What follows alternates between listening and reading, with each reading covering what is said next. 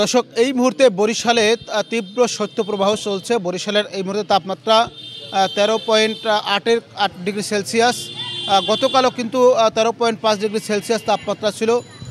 গত এক সপ্তাহ ধরে বরিশালের তাপমাত্রা কিন্তু ক্রমান্বয়ে কমে যাচ্ছে এবং আগামী আরও এক সপ্তাহ পর্যন্ত এভাবে তাপমাত্রা বিরাজ করবে এমনটা জানিয়েছে বরিশালের আবহাওয়া অফিস। আমি কথা বলেছি বরিশাল আবহাওয়া অফিসের সেখানে যারা দায়িত্ব রয়েছেন, তারা আমাকে জানিয়েছেন যে আসলে সকাল থেকে বরিশালের আকাশে কোথাও সূর্যের মুখ দেখা দিলে এবং শৈত্যপ্রবাহ চলছে, ঘন কুয়াশা চলছে।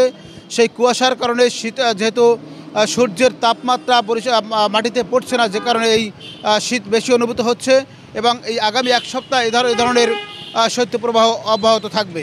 আপনাদের একটু জানিয়ে রাখতে যাই, প্রচণ্ড শীতের কারণে কিন্তু বরিশালে শীতজনিত রোগের সংখ্যা বাড়ছে। বরিশালের বিভিন্ন হাসপাতালে কিন্তু অনেক মানুষ সেখানে ভর্তি হচ্ছেন, বিশেষ করে ডায়রিয়া, টাইফয়েড এবং শীতজনিত যে রোগ, জ্বর, সর্দি, কাশি এবং যে অনেক ধরনের রোগে কিন্তু আক্রান্ত হয়ে তারা কিন্তু শেরেবাংলা মেডিকেল কলেজ এবং সদর হাসপাতালে ভর্তি হচ্ছেন। আমি খোঁজ নিয়েছি, সেখানে আমি যতটুকু জানতে পেরেছি এই মুহূর্তে বরিশাল শেরেবাংলা মেডিকেল কলেজ হাসপাতালে প্রায় 350 জন রোগী ভর্তি রয়েছেন, যারা বিভিন্ন ঠান্ডাজনিত কারণে আক্রান্ত হয়েছেন। পাশাপাশি বরিশাল সদর হাসপাতালেও একইভাবে অসংখ্য রোগী ভর্তি হয়েছেন এই মূলত শীতজনিত রোগের কারণে।